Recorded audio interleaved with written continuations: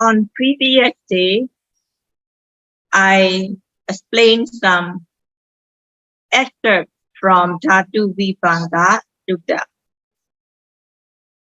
King Pukusati of Takasila became an ascetic. He renounced as an ascetic and he traveled 192 yojana to go and pay respect and to listen to the teachings of the Buddha. And Buddha, foreseeing the potential of Pukusati, Buddha traveled 45 yojana to teach him. And Buddha arrived in this humble place. What the Buddha taught to Pukusati, I will explain some facts from it, some excerpts. Buddha said, in a person, there are 6 elements, 6 fields of contact, 18 kinds of mind, 4 foundations.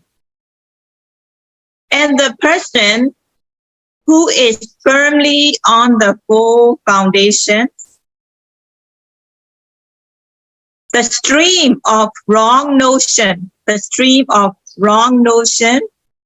will not flow, and such a person is said to be sage at peace. And do not neglect wisdom. Preserve and guard the truth. Practice abandoning. And practice to gain peace, which is totally peaceful, where the kilesa have come to extinction. Here in this sutta, there explains the 6 kinds of elements. These are Pathavi Dhātu, earth element, Apo Dhātu, water element, Tejo Dhātu, temperature element, Vayo Dhātu, air element, Akasa Dhātu, space element, and Vijnana Dhātu, the mind element. Pathavi Dhātu, the earth element. There are the internal earth element and external earth element. The Pathavi Dhātu, the earth element, that is within the person, that these are internal. There are 19 or 20 of them.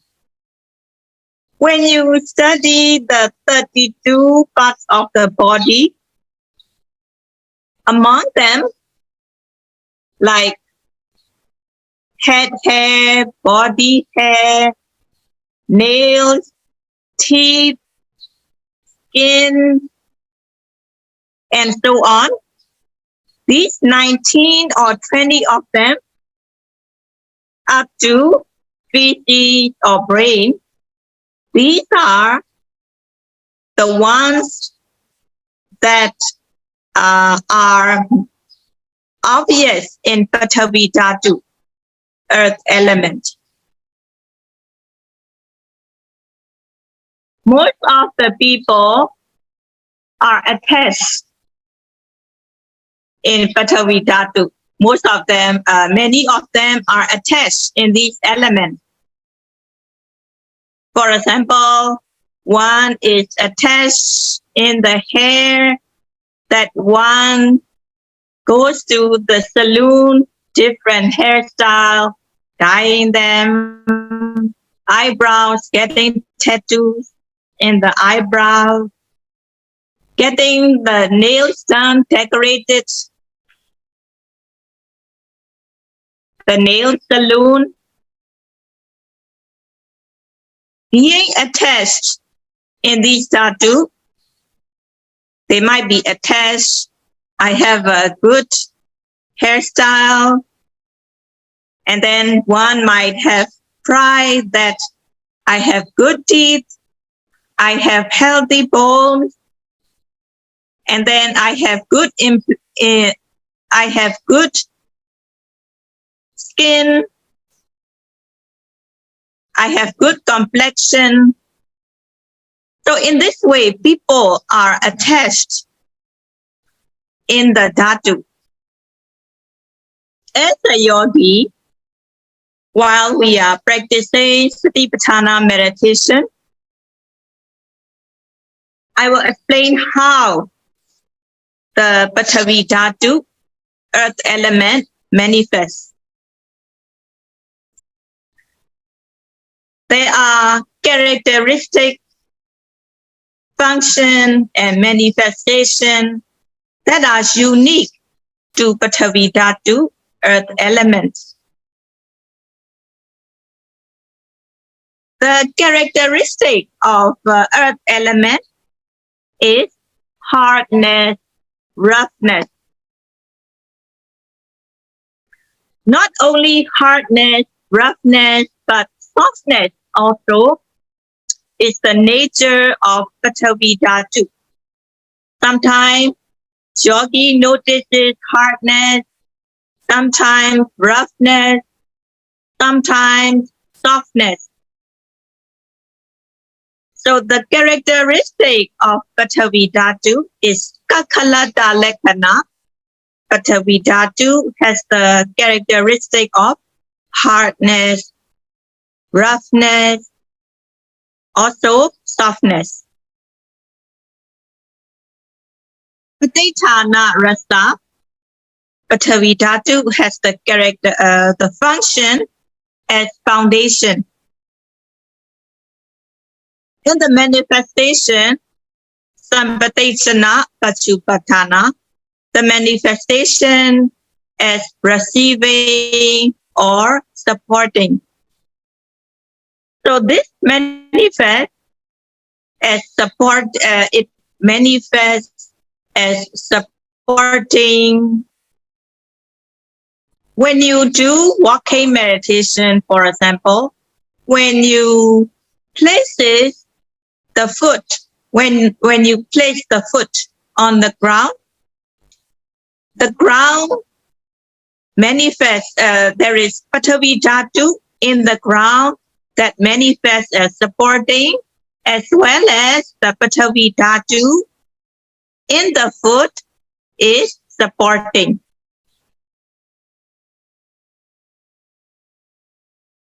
So in this way, while the yogi is practicing Satipatthana meditation, if the yogi notices hardness, roughness, softness, supporting, propping, lightness, heaviness, this is Pathavi Dhātu that one is noticing. And we go on to Apo Dhātu, water element.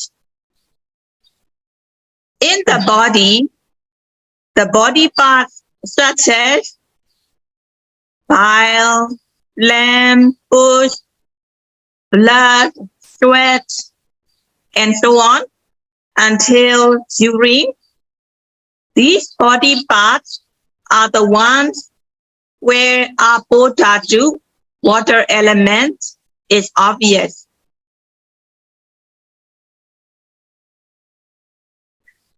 The characteristic of Apo Dhātu is Pakarana Lekhana. It has the characteristic of fluidity, flowing.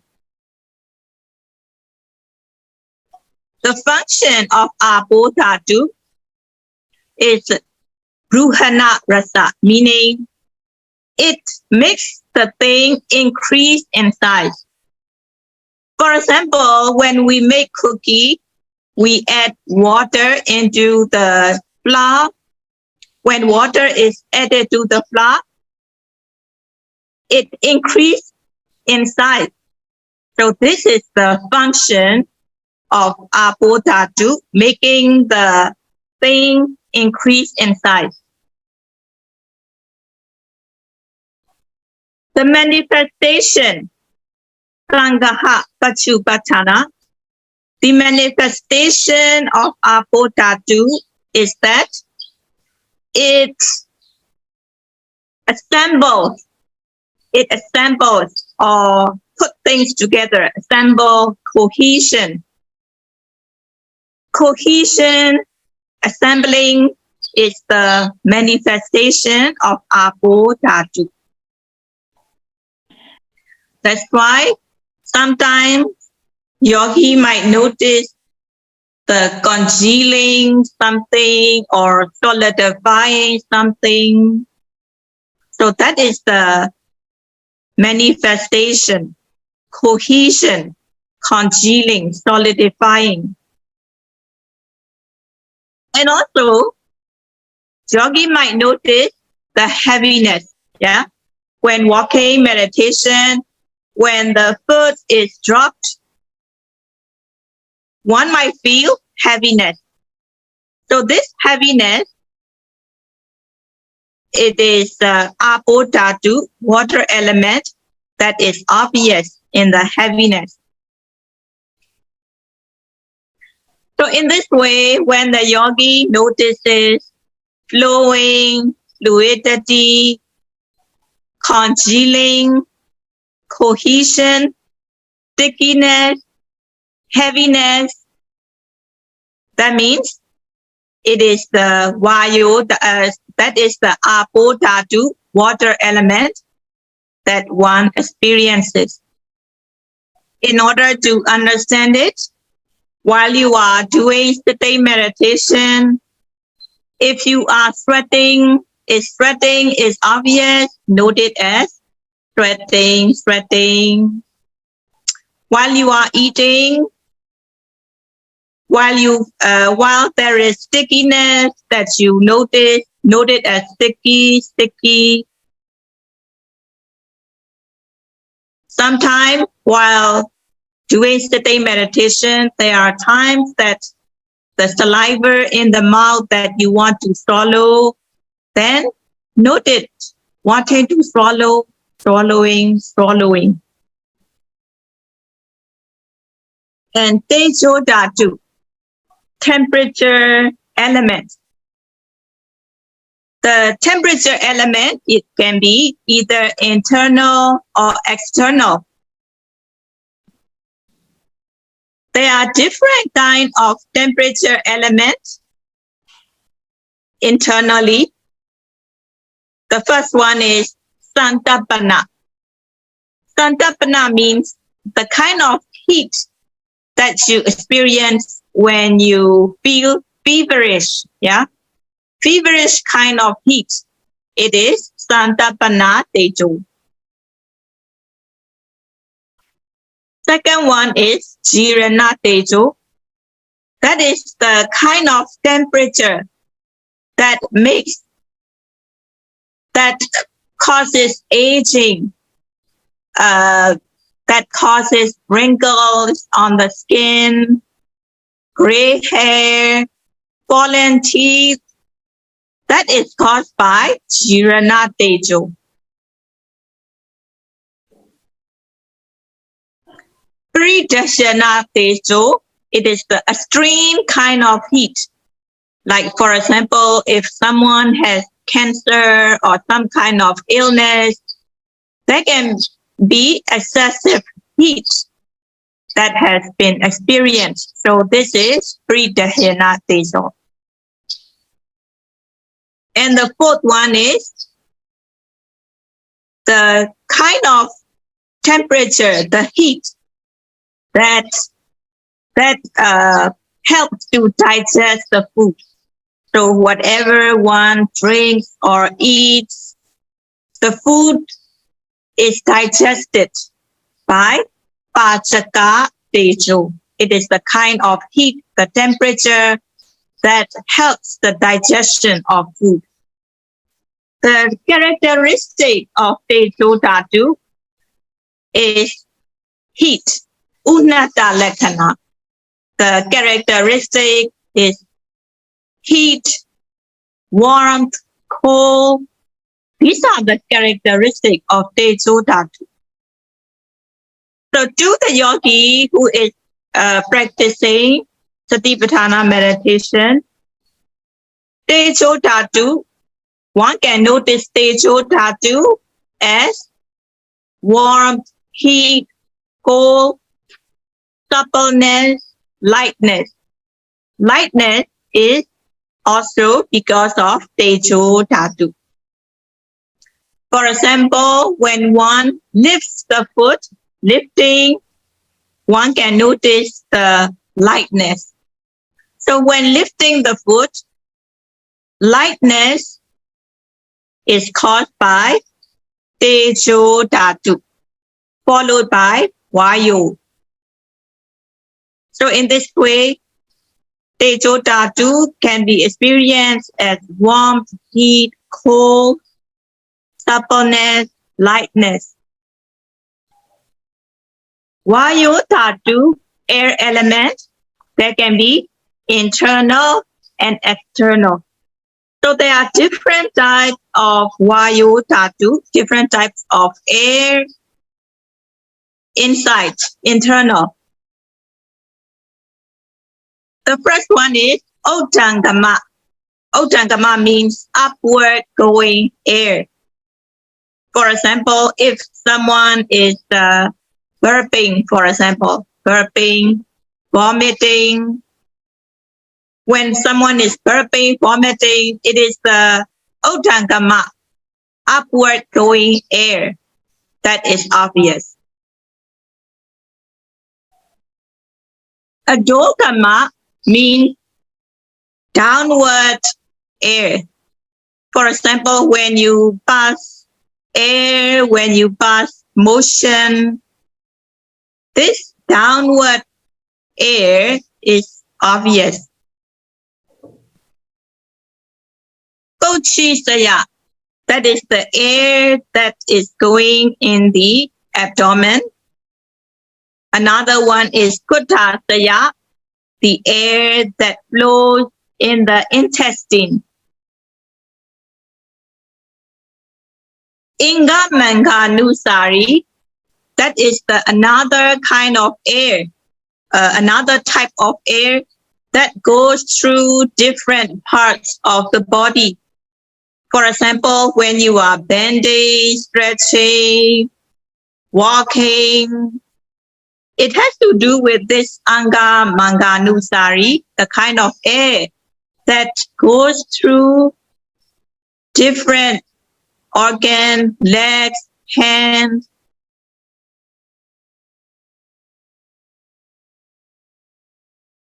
And Asasa Pasasa, in and out breath, the air that is in the in and out breath. Mostly while we are doing Satipatthana practice, this Vayu Dhātu, it has to do a lot with Vayu Dhātu, air element. That's why we need to mindful of rising, falling.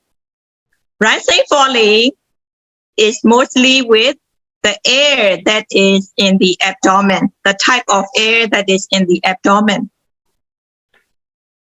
It is also connected with the in-breath and out-breath, but here in the meditation, our primary object is the rising and falling, which is the effect of in-breath and out-breath.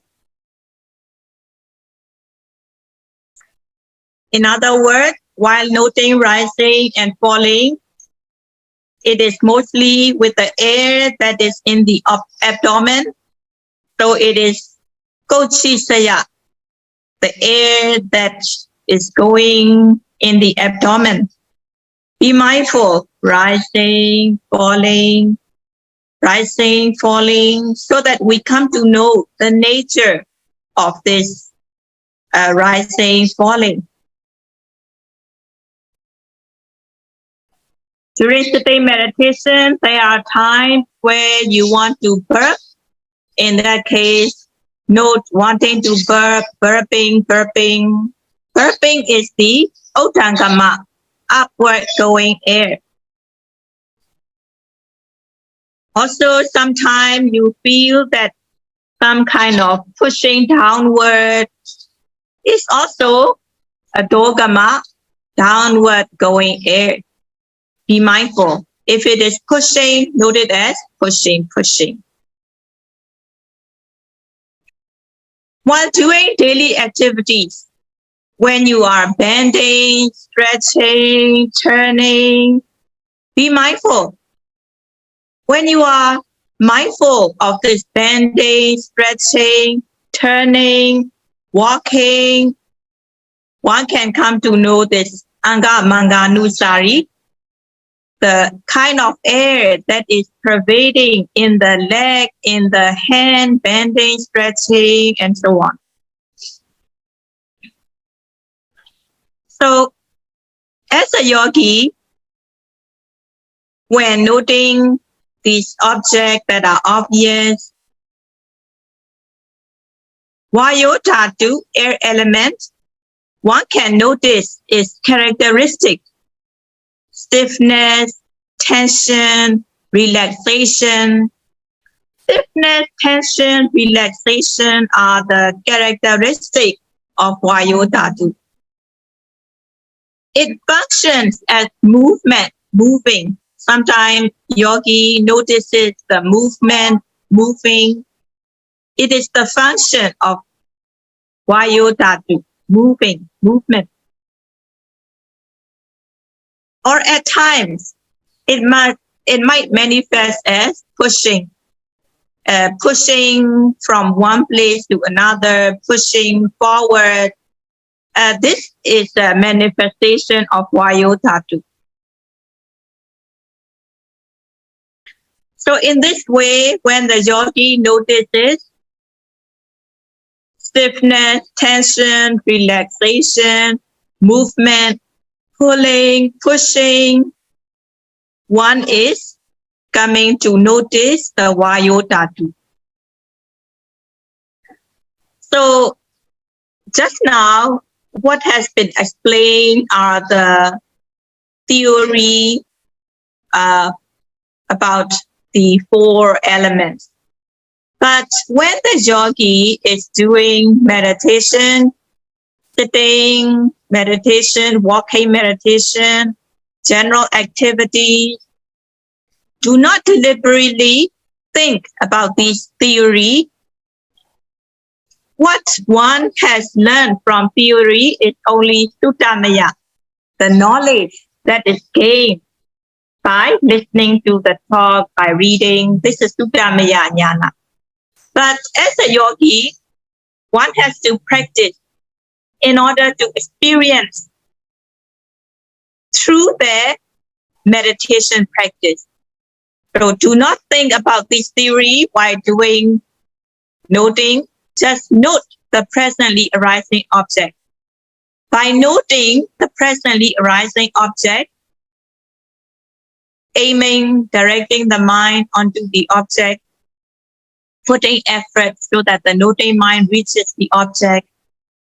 In this way, when the mindfulness is concurrent with the object, again and again, moment by moment, one after another, then mindfulness becomes strong so that one comes to notice what nature is in the object that the person is noting.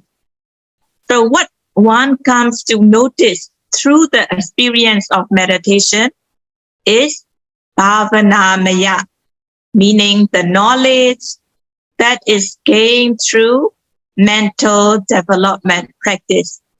The knowledge that is gained through this Satipatthana meditation practice. Do not feel discouraged if one has not noticed these nature, the characteristics. What the yogi has to do is to be mindful, moment by moment, one after another. Continuity of mindfulness is very important. The more continuous the mindfulness is, the stronger it will become. One might think that each moment of mindfulness is very small and little, but if each moment of mindfulness is combined together, one after another, without gaps in between, it becomes amazingly strong. That's why continuity is very important. Strategy uses an example of a rope. A rope is made up of many strings, many fibers together and twined into a rope. Each string itself may not seem strong, but if these strings together, fibers together, are entwined to make it a rope, the rope is strong that it can be used to tie up ships and very big objects like ships or cars. This example is used to explain that if there are no gaps between the mindfulness, the concentration, then having no gaps, mindfulness and concentration, one after another, without gaps in between, it is continuous, that it becomes strong. The more continuous the mindfulness is, the stronger it will be. The mind will be calm, collected on the object. There is also continuity of samadhi. When the mind falls calm, collected on the object, the samadhi being strong, one comes to discern what is there in the object. At times, the noting mind falls on stiffness. One notices the stiffness. If the mind falls on tension, one comes to notice the tension. If the mind falls on heat, one comes to know it as heat. If the mind falls on movement, one comes to know it as movement. If the mind falls on cohesion, one comes to know it as cohesion. If the mind falls on fluidity, one knows it as fluidity. In the object that we are noting, these four elements are present. And one comes to notice the nature that is in the object by being mindful, by the noting mind, calm, collected on the object. In the meditation, sometimes yogi might experience some difficulty, such as sleepiness, boredom, pain. When difficulty arises, one should step up the effort. There are 3 stages of effort: initial effort, step up effort in order to overcome difficulty, and then effort stage by stage until one reaches one's goal. So in the meditation retreat, one had made the initial effort to come to this meditation retreat,